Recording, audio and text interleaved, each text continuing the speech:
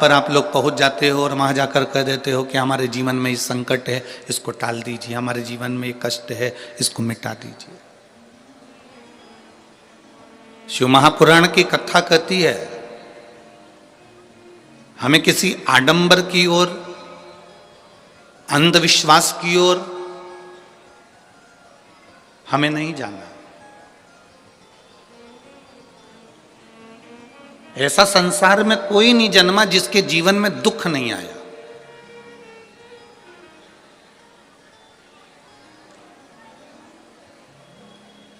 मट्टी का जो घड़ा बनकर रखा हुआ है, वो मट्टी का घड़ा अग्नि में तपता है तभी तो उसमें पानी रुकता है।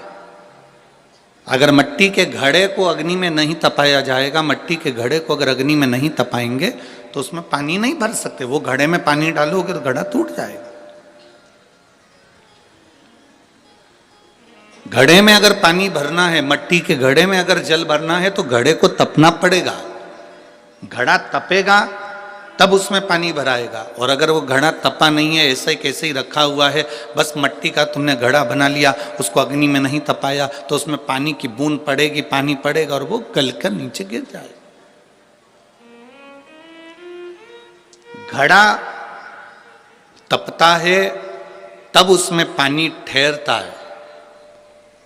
दुख जब जिंदगी में आता है तो ये हमको तपाता है। क्यों तपाता है? क्योंकि दुख हमको जो दिया जाता है वो हमें तपाने का काम करता है। और जब हम अच्छे से तप जाते हैं उसके बाद में जो सुख आता है तो हमारे इस मन में, बुद्धि में, चित्त में वो सुख टिक पाता है। नहीं तो अगर हम कच्चे घड़े होते तो सुख भी बिखर कर गिर जाता।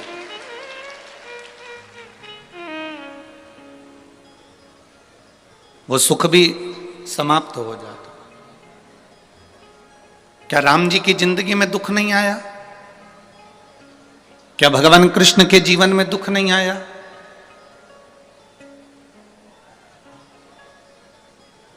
ऐसा कौन मृत्यु लोक में जन्मा, ऐसा संसार सागर में कौन जन्मा जिसके जीवन में दुख नहीं आया? परमात्मा के जीवन में भी दुख सम्मुख में आया।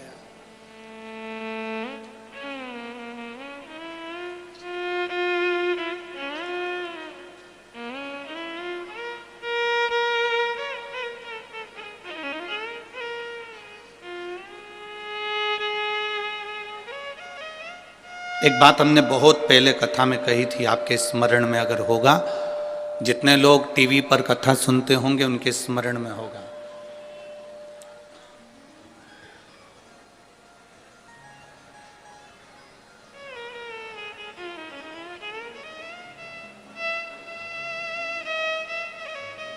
कि ऐसा संसार में कोई नहीं जन्मा जिसको अपने कर्म का भोग भोगने को नहीं मिला। जो मृत्यु लोक में जन्मा है उसे अपने कर्म का भोग भोगना ही पड़ता है।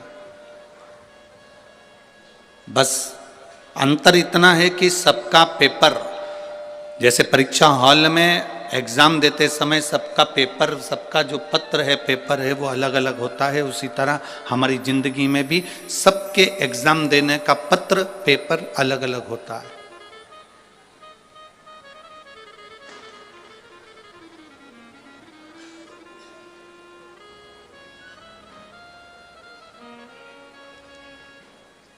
आप माता पिता की सुने ना सुने, आप गुरु की सुने ना सुने, आप भगवान को प्रणाम करें ना करें, आप मंदिर जाएं ना जाएं, आप सत्संग में जाएं ना जाएं, आप किसी गुरुवाणी को स्मरण करें ना करें, पर इतना जरूर याद रखना कि अपने कर्म का भोग मनुष्य को भोगना जरूर पड़ता। उसको कोई नहीं टाल सकता।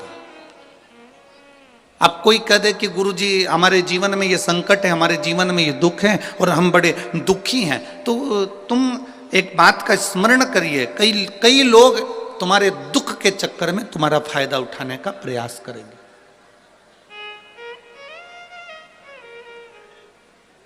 संसार के कई लोग ऐसे हैं जो तुम्हारे केवल दुख का फायदा उठाने का प्रयास करेंगे, पर ना, शिव महापुराण की कथा कहती है, अगर जिंदगी में समस्या है, राम जी के जीवन में दुख आया तो उन्होंने रामेश्वर धाम की स्थापना करी और भगवान शंकर की पूजन करके लंका पर चढ़ाई करी। भगवान कृष्ण की 16,108 रानियां थी, एक भी रानी से औलाद नहीं हुई भगवान कृष्ण के यहाँ। 16,108 रानी से जब संतान नहीं हुई तब भगवान कृष्ण ने गर्गाचार्य बाबा के कहने पर एक एक रानी के साथ बैठकर 11-11 दिन तक भगवान शंकर का अनुष्ठान किया। तब शिव जी ने प्रसन्न होकर, प्रकट होकर भगवान कृष्ण को वर दिया कि तुम्हारी एक एक रानी के साथ तुमने 11-11 दिन तक बैठकर भगवान शंकर की आराधना करी है, तो मैं तुम्हें वर प्रदान करता हूं कि तुम्हारी एक एक रानी से 11-11 संतान होगी। 10 छोरा 1 छोरी, 10 बेटे 1 बेटी। भगवान कृष्ण की 16,108 रानियों से इतनी संतान उत्पन्न हुई। 1,77,186 संतान भगवान शंकर की कृपा से भगवान कृष्ण के घर में हो गई। ऐसा कौन है जिसके जीवन में दुख नहीं है?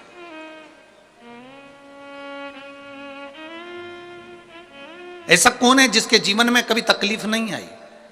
आती है, कष्ट आता है, रोग आता है, बीमारी आती है, दुख आता है, पर मैंने तेरे ही भरोसे बाबा, तेरे ही भरोसे हवा बिच उड़ती जावांगी, बाबा डोर हत्तो छड़ी में कटी जावांगी, भोले मैं तेरी बदन, शंभू मैं तेरी बदन, हवा बिच उड़ती जावांगी, बाबा डोर हत्तो छड़ी में घटी जावांगी।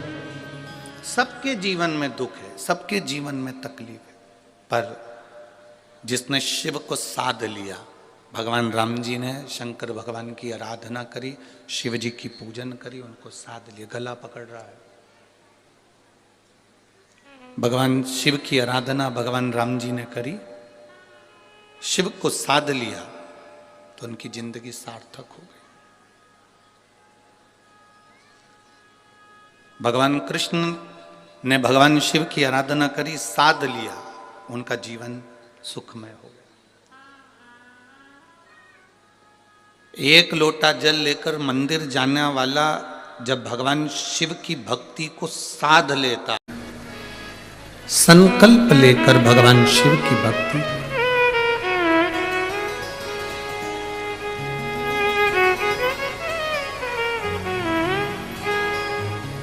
केवल विदर्भराज भीष्मक की बहन इंदुमती ने ही शिव की भक्ति नहीं करी, विदर्भराज भीष्मक की कन्या रुक्मणी जी ने भी शिव भक्ति करी, शंकर की आराधना।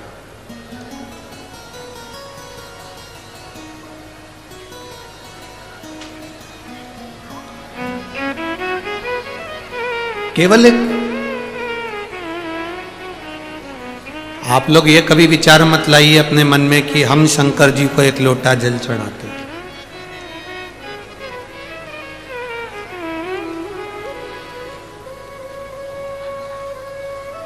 ये कभी मन में विचार मत लो। हमेशा ये मन में विचार लेकर आओ कि हम शिव जी के इतने प्रिय हैं कि शंकर भगवान हमको खींचकर अपने मंदिर तक बुला लेते हैं और एक लोटा जल चढ़वा लेते हैं। आप इस चीज का गर्व करें कि हम शिव के प्रिय हैं।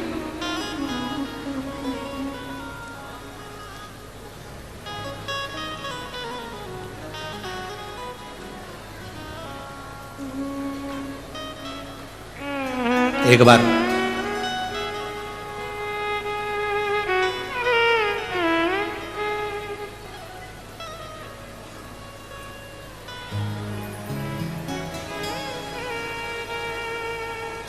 इसी विदर्भ की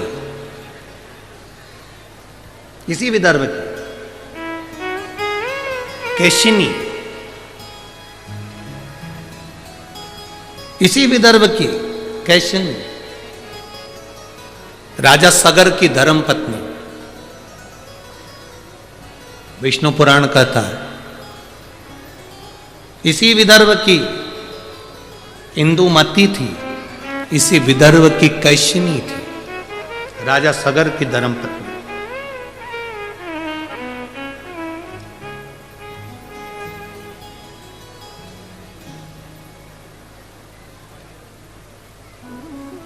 जिसका एक नियम बड़ा पक्का था।